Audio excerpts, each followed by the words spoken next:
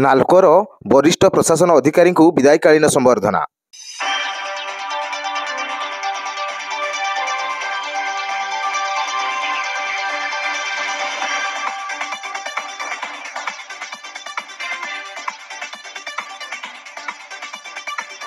कार्यरत जीवन एक विराट समय अतिबाहित हो जाइछि। लंबा भविष्य माइलखुंट को अतिक्रम करने अनेक किछि बाधाविघ्न सृष्टि होता है। तथापि मनीष जीवन में गुरु दायित्व बहन कर बाट चलुवा जड़े कार्यरत अधिकारी दायित्व नहीं कर्तव्य को सुचारू रूपे प्रतिपादन करिथाय। जेते झड़झंझा आसू सबको सामना कर माड़ी चली थाए आगकू आगकू तांकरी सही दायित्ववान कार्यकलाप को साधारण एति शीघ्र हजम कर पारि नाथांती। आखि सामने सबुबले चलचित्र परदा सदृश भासी आसी थाए प्रति मुहूर्त किंतु सही समय सही मुहूर्त सब समय रही पारे ना। गुरु दायित्व बहन करथिबा व्यक्ति दिने समयर विडंबना सम्मुखें ठिया होता है। कार्यरत समयर सोनेली सूर्यटी अपराह्न परदा दे जवनिकार शेष स्तर को खसी आसी थाए। ठीक सही समय साधारण खोजा पड़ी थाए गुरु दायित्व बहन करथिबा व्यक्ति जनकू। सेमती एक दृश्य देखा मिली कोरापुट जिला नालकोनगर दामनजोड़ी ठारे।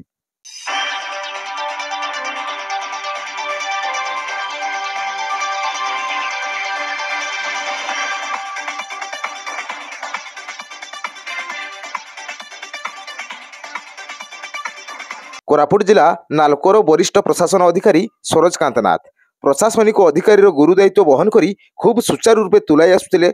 स्वच्छतार कर्तव्य कर्ममय जीवन में निजर कोमल हृदय कार्य करी अनेक प्रशंसा साउंटी सारी कर्तव्य नाल्कोर अनेक अग्रगति होईछि। केवल से जड़े सचोट व्यक्ति ताहा नुह जड़े उदार मिष्टभाषी आउ सरलतार मनीषटीए किंतु समय चक्र आरंभ बुली बुली धीरे धीरे शेष में पहुंची जाए। सेमिति एक समय को अतिक्रम कर सारी नाल्कोर प्रशासन अधिकारी श्रीजुक्त सरोजकांत नाथ दीर्घ दिन चाकरी समय एवं से विदाय नहीं। विदाय देवारे कुंठाबोध प्रकाश होते समय बाध्य करिछि ताकू विदाय देबाकू।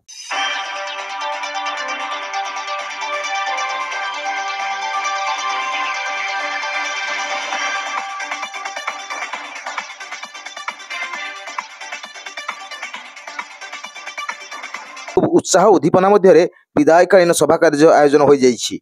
कोरापुट जिला नालकोनगर दामनजोड़ी ठारे राष्ट्रदीप प्रसार समिति द्वारा आयोजित होइथिबा एही विदायकालीन संबर्धना सभा खूब भाव विहलर परिवेश देखा देइथिला। एही विदायकालीन सभारे राष्ट्रदीप प्रसार समितिर आईन परामर्शदाता तथा वरिष्ठ आईनजीवी पीताम्बर साहू, राष्ट्रदीप प्रसार समितिर बरणीय सभापति इंजीनियर पुरुषोत्तम महंत एवं राज्य संपादक डॉक्टर जलेन्द्र त्रिपाठी उपस्थित रही। विदायकालीन संबर्धना सभारे भल पाइबार एक प्रतिच्छवि एवं विदाय बेलर अभूला स्मृति को जीवन में भूली पारिबे नाही बोली अवसर ग्रहण करथिबा नाल्कोर वरिष्ठ प्रशासनिक अधिकारी सरोजकांत नाथ भाव विहल होई प्रकाश करथिले।